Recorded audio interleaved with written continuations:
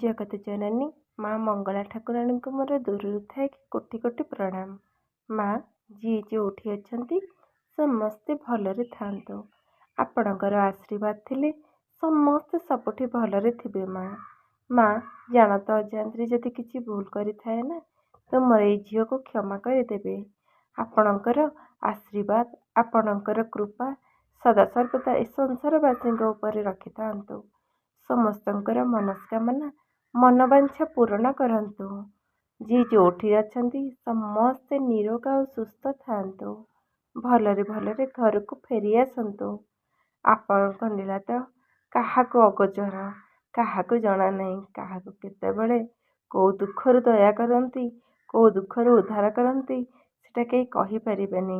ଆପଣମାନେ ସମସ୍ତେ ମାଙ୍କର ବେଶ ଦର୍ଶନ କରି ହୃଦୟରୁ ପ୍ରଣାମ ଜଣାଇ ଗୁହାରି ଜଣାନ୍ତୁ ମାଙ୍କୁ।